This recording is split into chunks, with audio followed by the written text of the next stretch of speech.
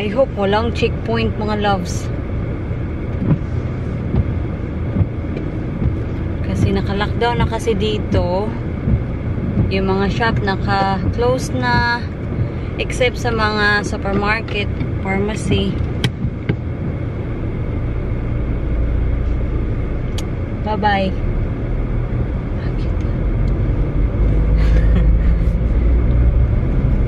So, until 3:30 lang ako. Right, so, I just got home and Mr. never give me a chance to change. You don't need to. You look more official. You look like a frontline worker. We're going to get some rice. Honey, that's so dangerous, Oh, sweetheart. it's fallen out. Yeah. Oh, let me... Can you just... Yep. There's a nail sticking out of it. That's why it's like, oh no. Was it like that this morning? No, it's not this morning. Okay, it's probably just... Right, let's go, Jeffrey. See, I've cut tree up. What tree? The fallen tree. Oh, right, okay. Good. So what you been doing today, sweet? Well, I put 1.5 trailers together. I've just my little trailers left to do now, them speed camera trailers. And then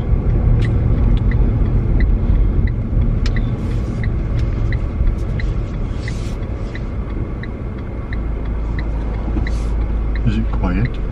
It's quiet. The road is quiet.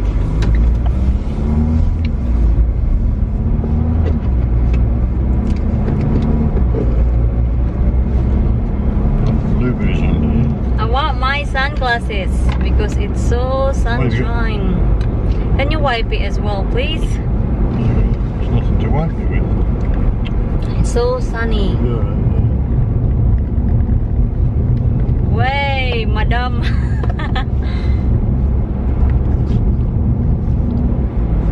My sun visor doesn't help anything it at must all. help.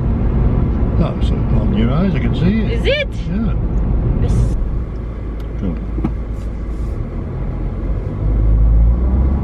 The town is very quiet. Wants to be. Normally this time we absolutely burst it, wouldn't it? Traffic everywhere.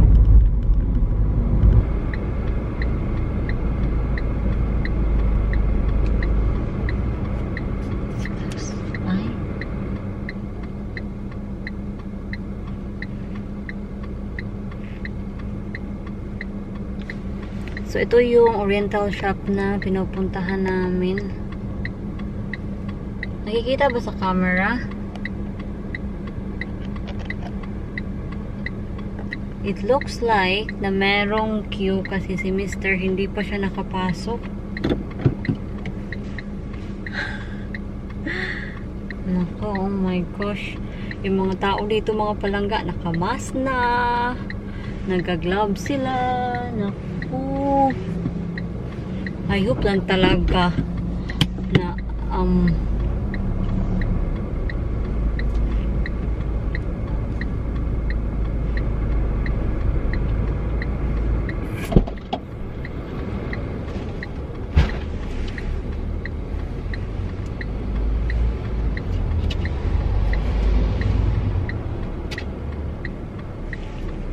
nandito na si Mr.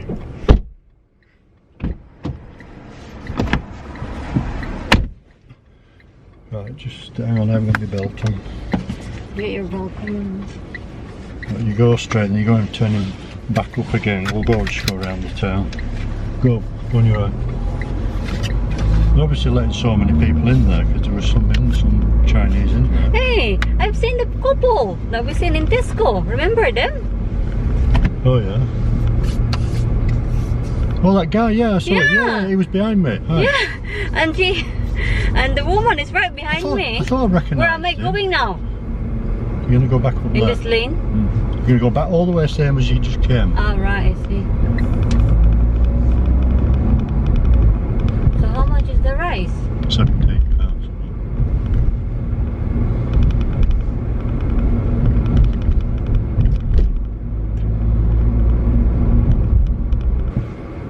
Everybody in there was masked on them. Yeah. Did you put your gloves on? Yeah, they're in boots. I took them in boot. That bag wants wiping. What kind of rice did you get? It's Thai, Jasmine. Thai, good. So we have rice. Why are you wearing your glasses like that? Do you want them back in your box? Because you won't need them now, you're not looking at it. I'll put them back where they belong.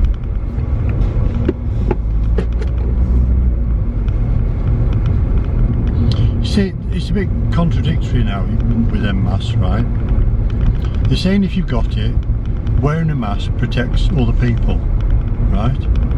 They've had 600 people that's tested positive, right? Didn't know they had it. So there's a point. So you wear your mask, you're not going to transfer the virus, are you? So it's 6 of one, half dozen of the other, isn't it? Because there's thinking about it, like, you know, UK and other places, people not really wearing masks, but if you go to, like, you know, China and all the other places, you're frowned upon, and you'll even get done, basically, for not wearing one. We're home. It's so smelly outside. Yung kapitbahay namin, nag-spray sila ng slurry. Road. Let's see what you got. Oh, Silk Road, whatever is that? Hey, that's... Oh. I thought it's glutinous rice you got there at first. We can have lots of pudding, can't we? We will wipe the rice. Where's the wipes, Honeybee? They're on the cabinet there. The cabinet. Kailangan nating i-wipe yung rice. You know, you never know. Extra protection na lang talaga. Yun lang yung magagawa natin.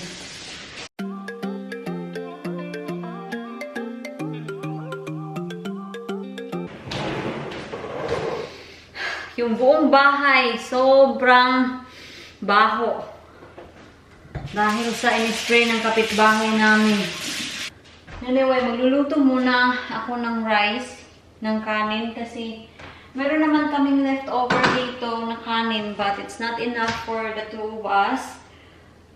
Medyo late na yung tea natin kasi yun na nga, pumunta tayo sa Oriental shop at bumili tayo ng rice. So at least wala na tayong problema sa rice kasi meron na tayong 10 kilos dyan. We managed to get a 10 kilo of rice and meron pa din tayo dito. So, yan. And bibigyan ko rin ng rice si Bianan. Ito yung anak ni Jan kasi yung anak ni Jan, mostly yung anak ni Jan, mahilig sa curry and nagra-rice sila. Si Bianan, nagko-curry siya pero hindi talaga siya masyadong mahilig. Pero nagra-rice naman siya minsan with different dishes. So, i-share din natin yung blessings natin. This is for you, and I will eat the leftover. Okay. Right. It's so smelly in the house, honey. Darling, you can't help it. It's starting with that.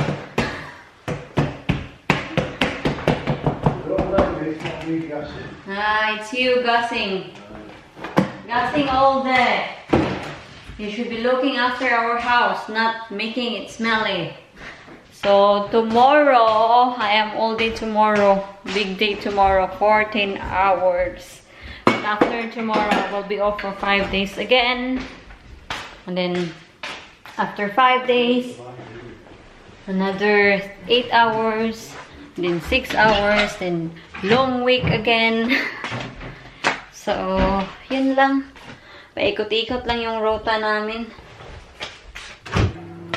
Iinitin ko muna yung rice ko. Masarap to kasi, tingnan nyo, merong ganito yung burnt sa bottom ba. Ano yung Tagalog? Sa amin, sa Bisaya, ang tawag namin dito, dukot. So, I'm not sure kung ano yung Tagalog sa dukot. Sarap.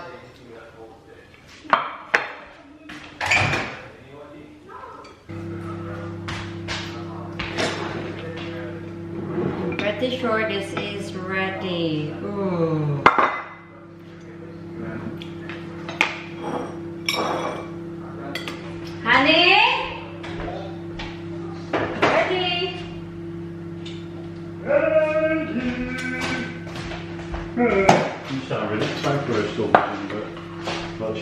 is it? Is this the special rice? Well, it's I a was bit... so hungry yesterday after my rice. What happened to here? Kakain muna kami, ha?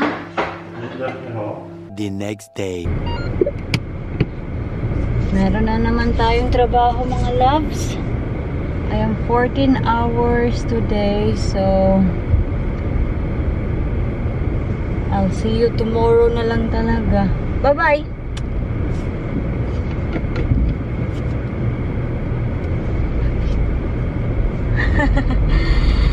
So, hindi ako naka-uniform. Mabibihis ako pag dating ko sa trabaho. Kasi sabi kasi ng manager namin na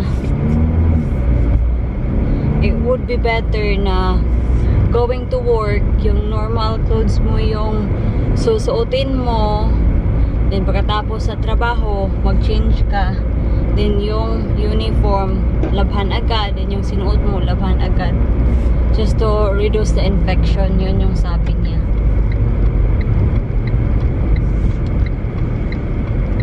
Yan yung in-implement ng manager ko. Sobrang liwanag. In fairness ha, yung weather maganda this past 3 days. Pero yun na nga, maganda pero walang mga tao na lumalabas.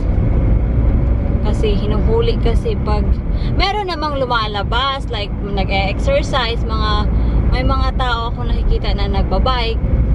Yung employer pala namin, binigyan niya kami ng letter just in case na i-stop kami ng police, then may papakita kami na we're working as a care assistant, and if the police wants a clarification, they can call her. Hello, mister. So, kailangan nating mag-transfer ng rice para ibigay natin kay Ate Divina. What's the edge of the bench, darling? I've asked her if she's working today, and she said no. How much rice you giving? Well, enough to last them for the crisis. That's too big. No, it's not too big. It's too big for the size of the bag, darling. Look. Where is it? I think it is. Just No, not. I'll tell you what's better. I'll tell you what will be better. Your old bag. Right, this is 2 cup, this. Put it over here. What? We'll be here forever. This is £50 a cup. No, we're joking.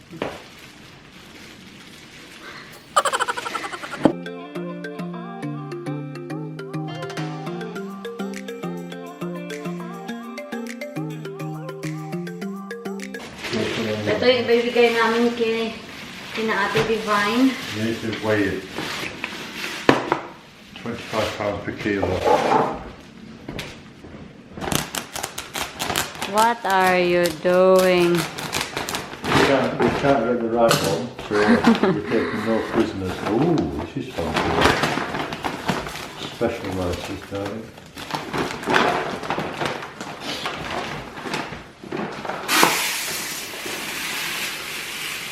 Yan. Let me smell it. Smells like the Thai fragrance rice, that. No, it's good. It's off the silk road, is that? Iti-text ko muna si Ate Divine Here you na go, it's all locked up. paalis na ako. I'm just gonna text her. Well, you have to just... So, I'm on my way. Ooh, it's fresh. Right, see you later, Han. Bye-bye. No, I won't be long. I'm just dropping a rice. Yung temperature ngayon is 4 degrees. So, alis na tayo. I hope lang talaga walang pulis na nagpe-petrol. Kasi baka ma-stop tayo nila, and kung hindi sila satisfied sa explanation natin na maghahatid tayo ng bigas para sa kaibigan, bibigyan kanila ng fine dito. Meron naman akong letter sa employer ko, pero I am not working, so I don't think so it's relevant to show the letter. Because technically, I shouldn't be out at the moment. I should stay at home. Kinunta ko kasi si Ate Divina kung okay lang ba sila sa rice or kung kailangan ba niya ng rice. So sabi niya, oo, kailangan namin ng rice.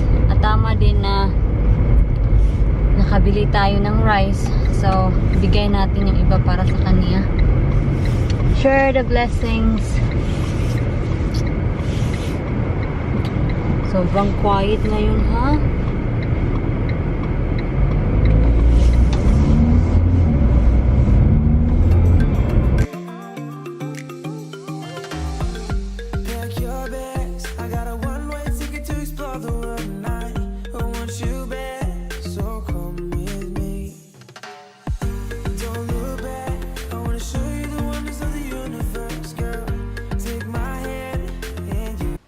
Salamat, ate. God bless, ate. Okay then, God bless. Nice to see you, Ken. I'm not gonna go nearer to you.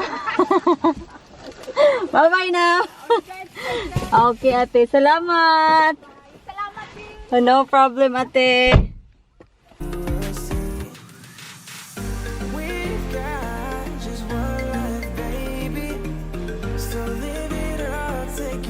We're home.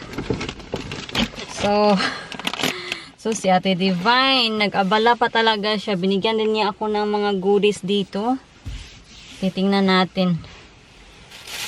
Hala, meron tayong crispy fry dito. Nako, ang sarap nito. Hindi na talaga makapaghintay sa bahay. Ito yung, oh, tatlo pala. Ito, wow. Ang sarap nito, ate. Salamat. Salamat, Ate Divina. Crispy fry. Puts 1 kilograms of meat. Kaso lang, wala tayong chicken. And then, isa pa to. Dito. Hala, uy, ano ba yung mga binigay niya sa akin? Wow. Merong spring rolls. And ano to? Mia and John. Wow naman. Ito oh. Wow, ang bango ng amoy ha. Naka-frozen siya. Kaya hindi siya makakain agad-agad. Salamat, Ate Divine. Salamat talaga. I am looking forward sa spring rolls kasi matagal-tagal na akong hindi nakakain ng spring rolls. So, salamat talaga. So, anyway, yun na. Pasok na tayo sa bahay. Iti-text ko muna si Ate Divine na nakarating na ako ng bahay. Kasi mag-aalala yun pag hindi ko tinext. Yan na, na-text ko na siya. So, anyway mga loves, yung ganap natin for today is mamamlansya ako kasi tingnan nyo, oh, naka-imbak na sila, nagabundok na. Madami-dami na siya. So, maglilinis ako ng bahay, magpa-plancha. So, bahay lang talaga tayo.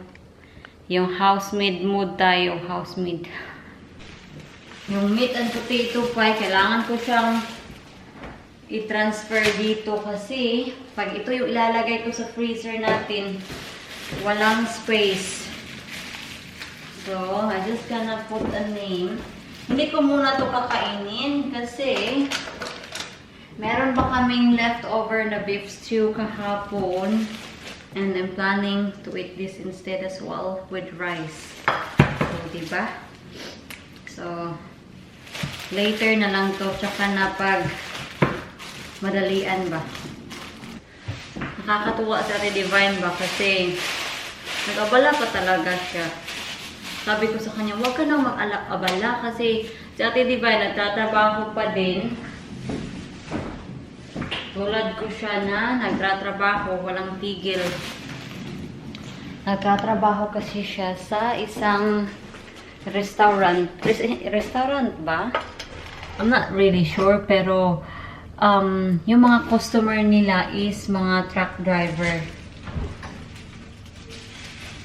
So, class siya as a essential worker kasi they are serving people tulad ng mga truck driver.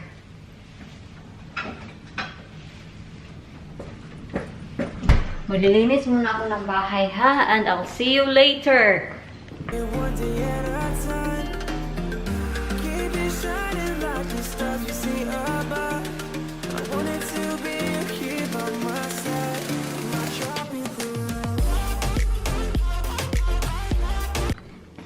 Meron na tayong rice dito. Naghihintay na lang sa ating lumpia.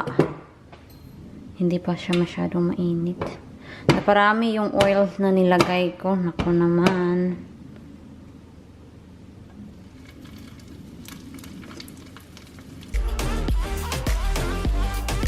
So, ito yung tea natin.